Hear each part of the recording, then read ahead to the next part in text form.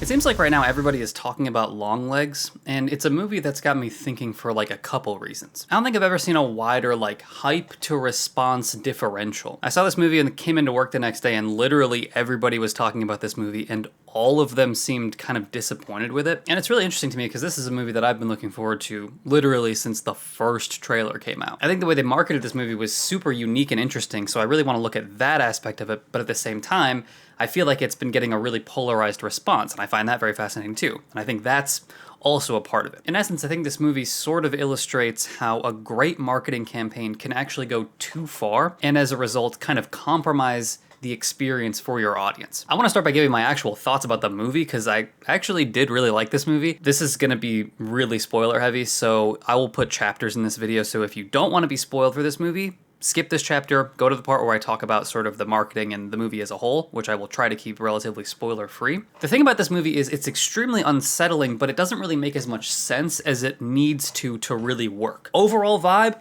terrifying. Camera work, absolutely excellent. Horror elements, extremely well done. This movie had jump scares that I actually liked, which I thought was actually impossible. I normally hate jump scares, but some of this movie's scares are telegraphed so obviously that when you get scared, you're like, damn, I really should have seen that coming. It has a way of showing you way more of an environment than you want to see, which makes your eyes constantly scan the edges of the frame. The background ambiance stays pretty quiet until all of a sudden it's not, which makes those louder moments hit really hard. On the whole, I actually really like this story. I think the satanic doll reveal was a little bit out of nowhere, but it makes the ending really unsettling. And the second time I watched this, once you know the dolls are part of the story, the twist is actually kind of foreshadowed. I still don't think it makes that much sense, but the movie is actually building to that reveal. Also, I love the idea that Lee's connection to the whole thing is her mom, who made a deal with Longlegs to save her life, but at the cost of having to help with all of the killings. That's fucking horrifying. Again, the second time I watched this, you really hear everything the mom says very differently.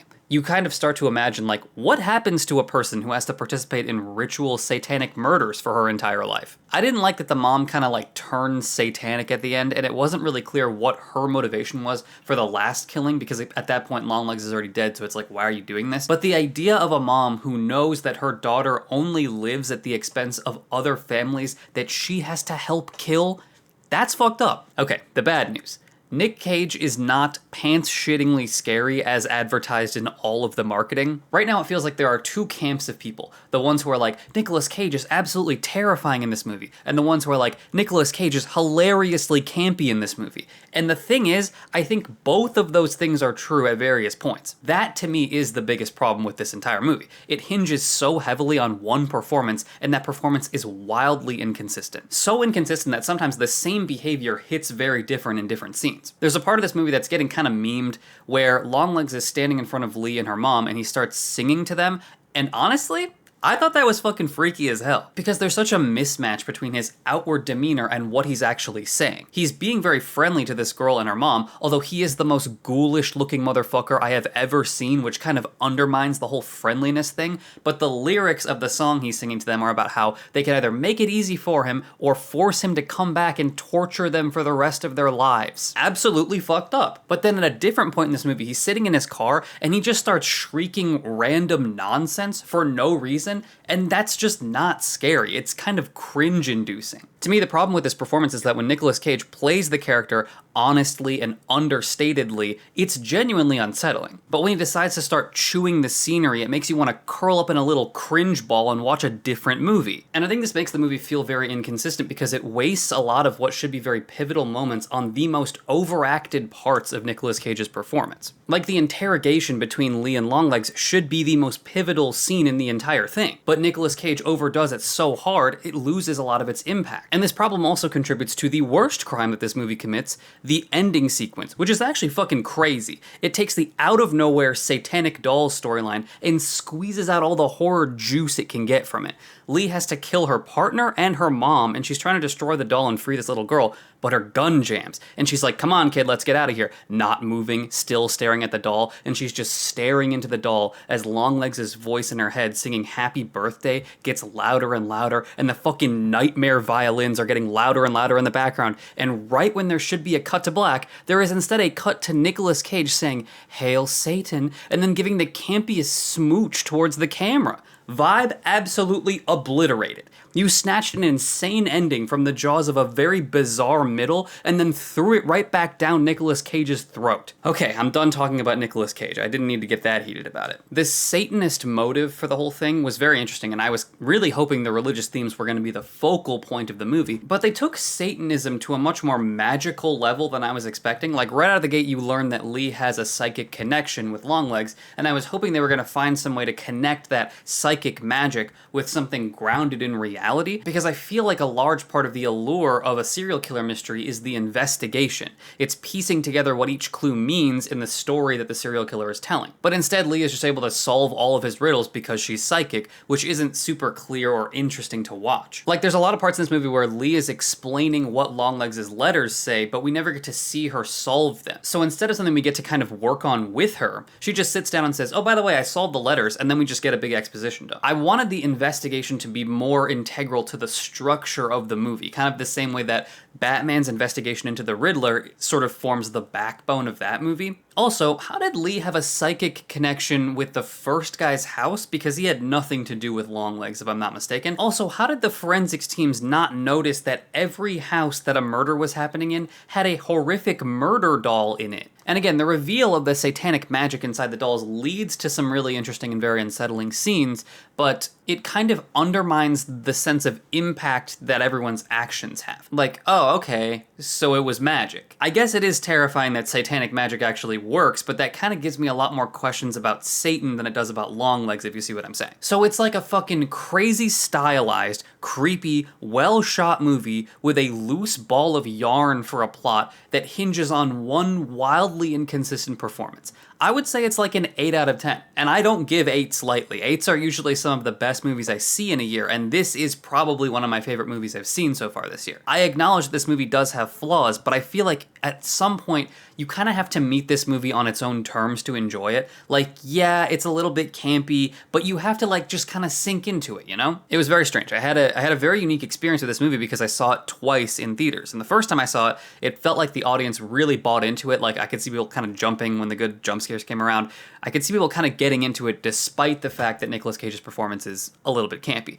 The second time I saw this, it seemed like there was a much more cynical theater audience. They were like openly laughing at a lot of parts, and it almost made me feel bad for liking it. I was like, come on guys, you gotta get into it a little bit, you know, come on. I don't know why I became Italian the second time I saw it, but my advice for you if you're going to see it and you haven't already, despite the fact that you've, broken the rules by, watching this and now you're completely spoiled for the entire movie, my advice for you is go in knowing that it is not a horror masterpiece, it's just a fun horror movie and you will enjoy it. So back in January, the first trailer for this movie drops. Absolutely cryptic, 30-second teaser, doesn't even tell you the name of the movie it's advertising. It just kind of gets you a little bit interested. And then over the course of the next 6 months, Neon, the production company that made this movie, just kept dropping little teasers, giving you just a little bit more every time. What Longlegs demonstrates is the power of restraint in marketing a movie. I feel like it's so common now for a movie to just tell you everything about what's going to happen in the trailer, especially with horror movies. We don't even have to go back further than this year to see this. Abigail, a movie about a vampire girl, ruins the twist that the girl is the vampire in the trailer. Tarot, another mainstream horror movie, revealed all of the kills associated with all the tarot cards, left no surprises for the actual movie. The Strangers Chapter 1, they basically play the entire movie for you in this trailer. When I went to go see this in theaters, it was like I had already seen the movie. What Neon did differently with Longlegs is that they only revealed the vibe of the movie and nothing else. And they made it very clear that they were holding stuff back that you would have to go see in theaters if you wanted the answers to. Hiding Nicolas Cage's face for this marketing campaign was a really good choice. I wanted to be surprised by what he looked like when I sat down to see this movie, and the truth is, they actually did make his physical look very unsettling, even if his mannerisms are sometimes very campy. And the mystery and suspense that Neon cooked up around this movie is very much the reason for its financial success. This movie had less than $10 million for its budget and is now in the $50 million million for box office returns. Because you created a vibe that was super unique, teased the audience with these mysterious, creepy trailers that kept them coming back, and told people, no matter what we show you here, you're gonna have to come see this movie in theaters if you want the answers to the questions you have. And so people went and saw it. That's how you market a fucking movie. Suffice it to say, this was a phenomenal marketing campaign that was an absolute smash success for Neon, because this is the best horror movie opening of 2024, if I'm not mistaken. But as this marketing campaign went on, and as we got closer and closer to release, the character of the marketing campaign started to change a little bit. It wasn't just about revealing the vibe anymore. Now it was about hyping up the experience you were going to have watching this movie. And they put a lot of their chips on holding back what Nicolas Cage was going to look and act like in this movie. But they didn't just hold back, they started telling you how excited you were going to be about it. They started hyping up more and more Nicolas Cage's performance to tell you, oh, you're going to shit your fucking pants when you see this dude. He is going to give an absolute once-in-a-lifetime performance, creating all this hype around the performance. They even put out this teaser trailer where apparently they measured Micah Monroe's heartbeat the first time she saw him in costume, and her heartbeat was 186 beats per minute when she saw him. And that hyperbole works because you spent so much time building up such a clever marketing campaign. I was already hooked, and now you're telling me I'm gonna shit my pants in the movie theater? Sign me up. But the problem with hyperbole is that when you oversell your movie, even if your movie is good, it will end up feeling disappointing. And it did, because again, all the early reviews and all of their marketing was talking about how this was going to be the greatest horror movie I'd ever seen. I walk in, and even though I ultimately do think this movie is an 8 out of 10, which again, I don't give 8s lightly, I think this is a good movie. Even though I really enjoyed this movie, I still felt a little bit let down, because I knew this was not a masterpiece. This is not the best movie I've ever seen. A little stat that I find very interesting is this movie's CinemaScore rating. CinemaScore just polls audiences on their way out of the movie theater and asks them to give the movie a letter grade.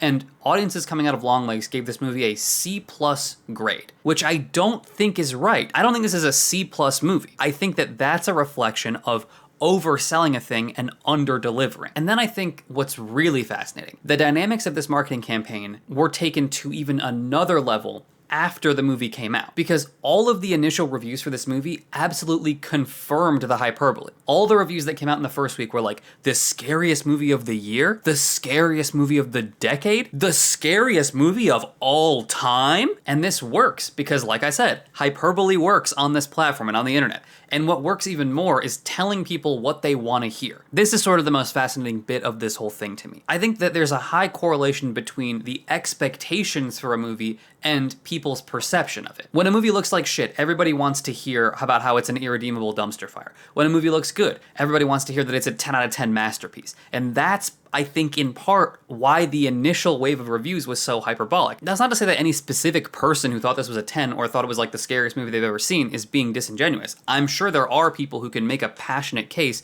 for this movie being a masterpiece. I just thought it was interesting how many videos I was being recommended, especially the early previews of it, that kept saying how this was the scariest movie of all time. It's a fascinating self-reinforcing cycle that traces its root all the way back to a great marketing campaign. You tease the unique vibe this movie is going to have, which creates legitimate intrigue. You then ramp up the hyperbole to reinforce the idea that this is going to be a masterpiece, which creates more intrigue, which allows you to get more hyperbolic, which creates more intrigue, and that bubble just keeps growing and growing until people see the movie and it pops. And people either walk out disappointed even if they liked the movie, or they walk out determined to stick with the idea of the movie that they had before they saw it. Again, that's not the only set of possibilities. I think someone could legitimately think this is a masterpiece. I just don't know how likely it is that every single person posting about this in the first week managed to overlook all the flaws and declare it the scariest movie of all time. To me, that seems more like convincing yourself that what you saw was what you thought you were going to see.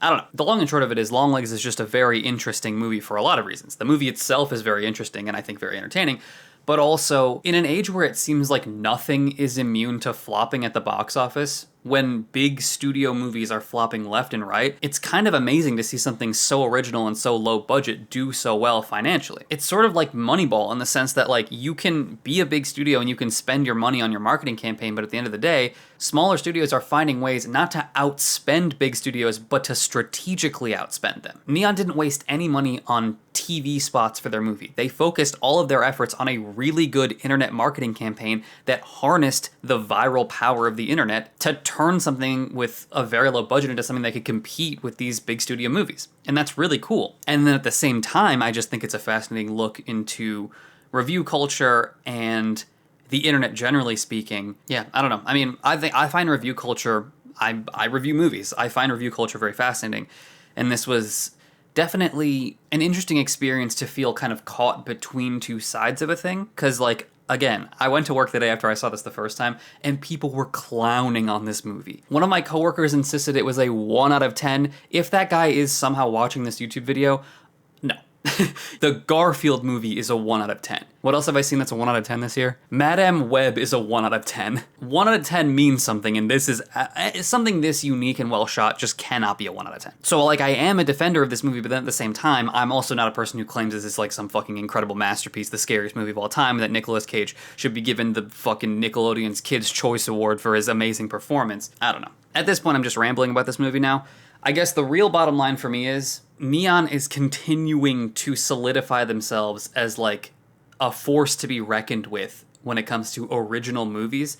And I'm happy to see that they were so successful with this because they obviously put a lot of effort into coming up with a really clever way to market this. Yeah, more and more they're just solidifying themselves as a brand for like really interesting original content. And I think that's just good no matter how you look at it. That's basically all the thoughts I have about this.